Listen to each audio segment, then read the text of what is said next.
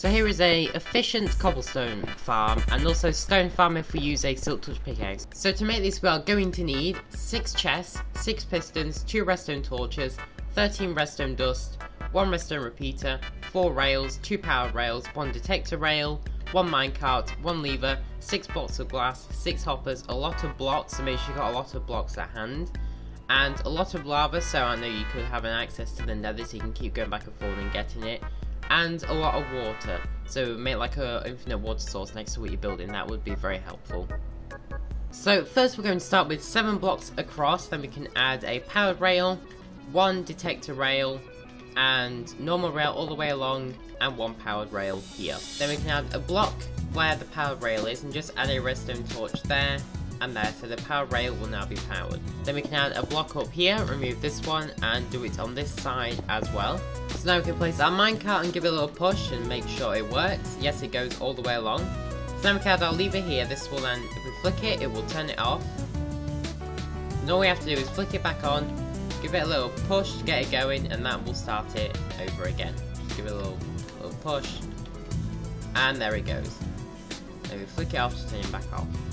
Now we can add 2 blocks down here, so 1 underneath the detector rail and then 1 underneath the powered rail. And we can break this block and we add 1 redstone dust and 1 repeater here. Then we can go 2 blocks up like this, and then another 2 blocks like this, and remove these blocks here. So now we can place a block here, 1 here, and then we just go all the way along till we reach the powered rail here. Then just cover all this in redstone dust. Let's just do that, and just go all the way along. And there we go. So now we can add 6 pistons across, so we go 1, 2, 3, 4, 5, 6. Then we can just cover these pistons in blocks. We can remove these corner ones because we don't need these, make it look a bit nicer and save us using blocks. Then we can go out 2 layers, so we go like this. Then we go down a layer and then just go out 7 blocks. So 1, 2, 3, 4, 5, 6, 7. And then we just cover all this in with blocks.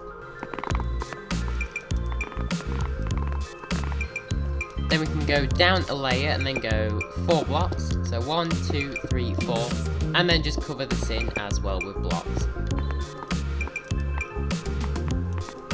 Now we can take this layer here and then just go all the way to the end with it.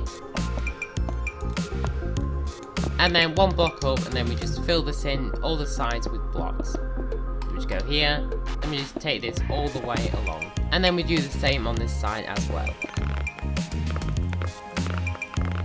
And now we can go out 1 block, and then we can just fill this and just make a layer of chests, and then we can put hoppers connecting into these chests. Then we place a layer of glass on top, with then a layer of blocks as well. Then we can just fill these sides up like this.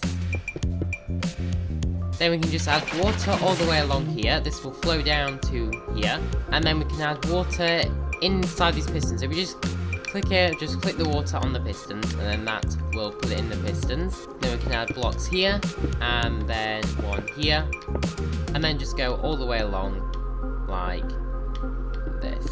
Let's just replace that block there, didn't mean to break that. Now we can add lava all the way along here. This will then create our stone. And then we can just place blocks over the top just to cover up the lava. So all that's left to do now is just flip this on and then give him a little push to get the clock. This is our redstone clock, so as we see, when the minecart hits this side, it will push out the stone. Now we just wait a few seconds. This will eventually reach the end, so I'll see you when this has reached the end. While we're actually waiting for it to reach the end, we can just place blocks all the way along here as well. Okay, so now it has reached the end. We are free to mine this and then collect all of the blocks, which will get put into this system down here if you were in survival mode. So there we go. I hope you enjoyed this tutorial. If you did, please do leave a like, and I'll see you all in the next tutorial.